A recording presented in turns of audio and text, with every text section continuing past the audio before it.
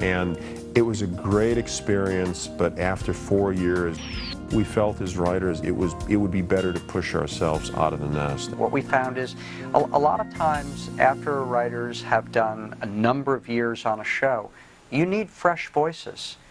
It helps reinvent a show. The network bosses weren't too worried about saying goodbye to the writers, but the Golden Girls were about to lose one of their own, who might not be so easy to replace.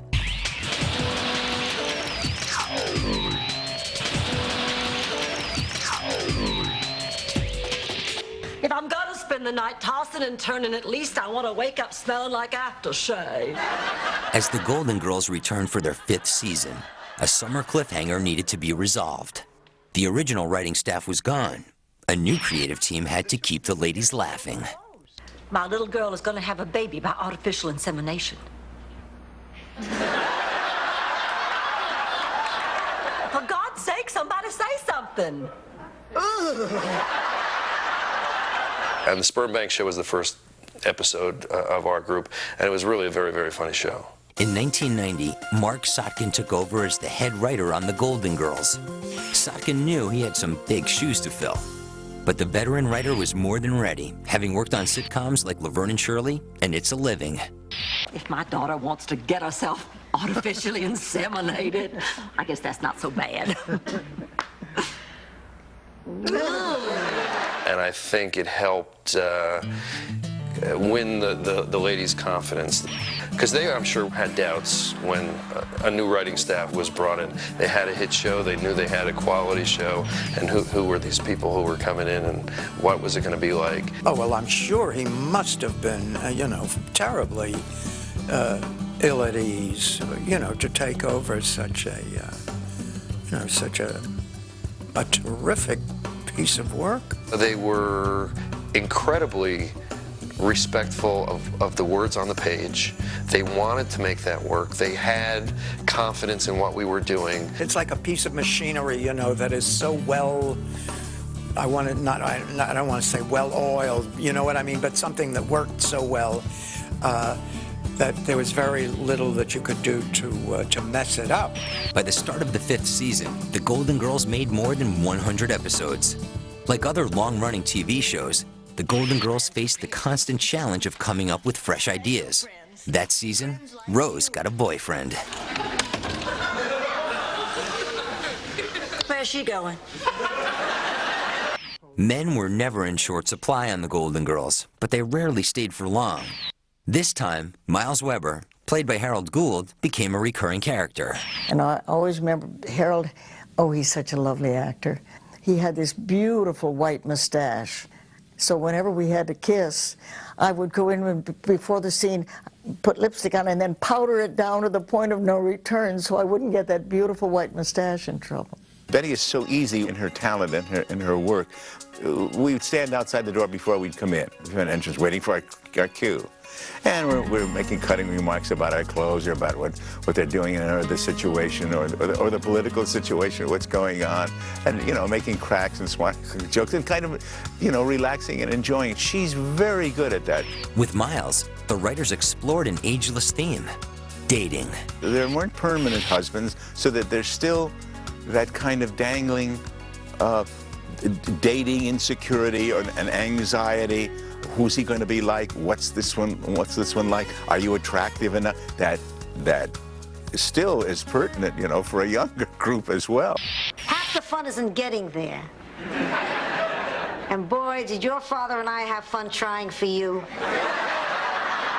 The Golden Girls weathered the turnover in the writing staff, but the cast and crew had to face another major change. The man who was named the 5th Golden Girl decided to move on. I got all ladies together and told them, and that was hard. It was really hard, and they were very generous. They didn't want to make it difficult for me. Just very sad, very, very sad. Oh, Lord. I don't remember how he broke the news. I just remember the night he left. We gave him a party over in another building, and I didn't go. I couldn't stand it. I was crying so hard that night, I could barely see how to get how to get my car out of the lot. I'd done 110 episodes, and it was great. I would happily have done another 100, but the time came along, and I thought, no, this is the right time to go. And I went, but it wasn't an easy decision. Harry was capable of doing a lot of things well, and so he got a chance to go out and stretch. He got a chance to direct film. And that wonderful direction job that he did on The Butcher's Wife, just wonderful. Beautifully directed film. When Terry Hughes left, I think it may have been a bigger bump in the road than even the change in writing staffs in terms of the cast's perception, because they worked so closely with Terry. They were very, very concerned when Terry left in terms of how this was going to affect the show. Before the season was over, the ladies tested out a few directors. We went through a couple of different directors come in, and it was a very hard spot to fill. To have somebody come in and take over his work, very difficult. We never found another Terry. The Golden Girls ended their 5th season in the top 10, but Hughes took some of the magic with him when he left. The show was about to face its biggest crisis yet. The stars' contracts were up, and one of the girls wanted out. Fine, Ma, I'll scratch the Ben Gay off the grocery list. I don't want to hear any more about this, and you and I can argue till the cows come home. We're home. By the time the Golden Girls started its 6th season, the ladies proved that senior citizens only got better with age. We weren't ever out of the top 10 in the first maybe 5 years of the show. That is something that you just makes your heart beat. You never take it for granted. It makes your heart beat faster. You kept thinking, oh, don't pop the balloon. It's just too good. So we kept everything crossed. To stay on top, the writers needed more stories. So, another girl got a guy. There's a joke among writers that there really are only 7 situation comedy stories. You know, the rent is due, and Lucy's painted her hair purple, and the boss is coming to dinner. There seems to be this attraction developing, an attraction I've been trying to deny. Blanche, what are you doing? So how do we tell these 7 stories differently? Like the fatal blossom of the graceful Jimson weed, I entice with my fragrance but can provide no succor. I'm talking about Stanley, you idiot. The writers came up with a new storyline for Dorothy's ex-husband, Stan.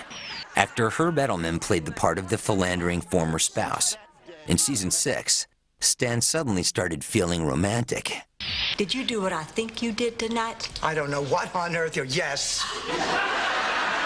He was, I can't use the word here, there's a word I can't use on television, but they had been married for something like 30 some odd years, and he left her for an airline stewardess. I remember delicious moments like when he proposed to me again after all those years, and he put the engagement ring in a baked potato. The engagement ended when Stan asked for a prenuptial agreement. Dorothy and Stan's love affair wasn't the only romance to fade. Bea wanted off the show. She wasn't happy. She didn't want to keep doing it. I thought, we've hit it. We've really done it. And why hang on and do... And just to keep it running and to go over the same stuff again. It's never going to be as rewarding. Dorothy, how come we never bond? We're from before bonding and quality time. She just simply had it. She didn't want to be part of an ensemble show anymore.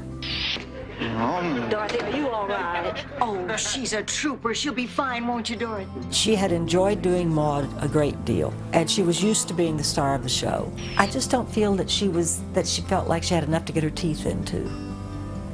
I think she just wanted more to do. Her deal was up. It was a question of whether she wanted to continue or not. Bea Arthur decided the 7th season would be her last.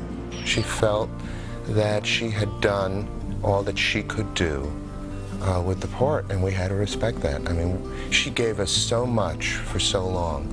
Her brilliance, not only in terms of delivery, but in terms of reaction. She is one of the most extraordinary actresses in television history, with or without lines. He'd put on this really long rubber glove.